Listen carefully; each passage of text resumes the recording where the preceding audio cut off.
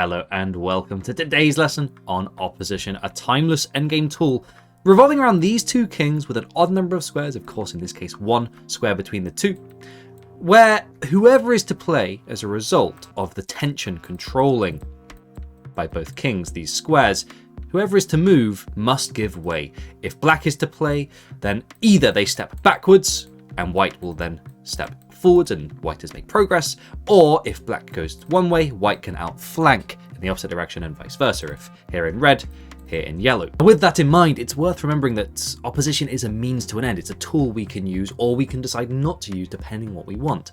For example here, if black comes this way, it may well be that the action is over here. There's a pawn chain over here that we want to try and invade, and indeed if we have a pawn chain, perhaps black is the one threatening to come in and win some pawns on the queen side, in which case we would perhaps have to maintain opposition rather than outflank where there's no action over here.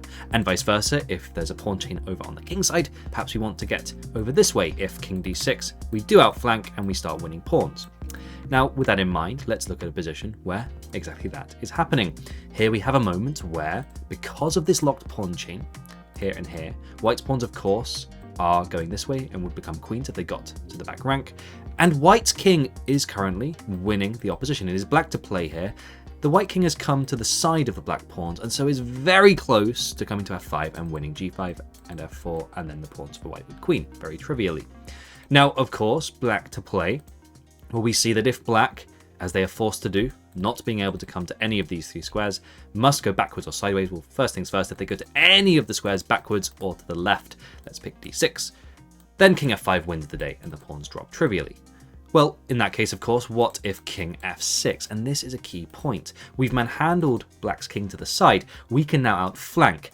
And this position would still be a draw if the pawn was back on g2, where black's king could use lateral opposition and come to f5. There's one square between the two on e5, and it is white to play, and so they are losing the opposition. And black will be able to match the king on the requisite squares on the f file to match the d file for the white king as it comes forwards. Of course, this pawn is on g4, and this is the key point. Because these pawns prevent black's king from coming forwards, and of course black's own pawn stops it as well, black is pinioned in this little box over here, and as a result, having won the opposition and having the help of a locked pawn chain here, because of that, black's king is denied all the key squares, and so black's king will have to move backwards. Whites can move forwards now, winning the opposition, but even if they didn't, and it was white to play here, we can move here, black cannot.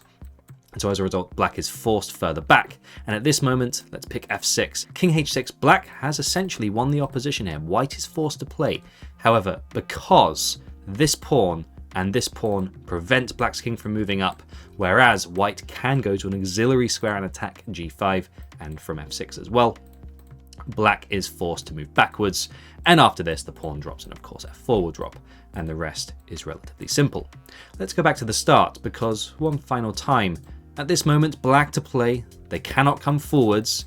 If they're forced backwards or away from the action in yellow over here, then the pawns trivially drop from this maneuver. So king f6 is the only way to prevent immediate disaster for black, but then king d5, and because king f5 is not possible, we can outflank as white, having won the opposition and having the additional help in yellow from these pawns.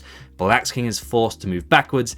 Even in a scenario where black now uses opposition, it is too little too late. White has the help of the pawns, and black's pawns are defenseless. Meanwhile, white's pawns are helpers here. King e5 loses a move. Black has no such luxury after moving back, once again winning the opposition for black, but it is too little too late, and white now wins the pawn on g5 and wins the pawn on f4, and will win the game from that. Retreating to this starting position with one key difference. Let's illustrate that one more time. It is white to play rather than black to play, and that makes all the difference in an endgame, because being in zugzwang, white cannot come to f5, black is firmly barring the way as we see, and so white is forced to go to the d file, and black can simply match this opposition here, staring down the white king, saying you shall not pass, and this could be a threefold repetition right here, and even if white tries to come further, black stops them ever having any hint of an outflank, and so using opposition and placing white in zugzwang, means black can hold the draw here. So that is the coin toss of opposition. Whoever is to move is in Zugzwang and so loses something. In the case here for white, they lose the ability if they are to move to go to f5 because they are forced to move somewhere else. And in the case of black, because white is so close to winning the pawns and has the additional advantage of the pawn chain, then black will be losing when forced to move backwards. And that is the rule of opposition. Hope you enjoyed that. Stay tuned for more.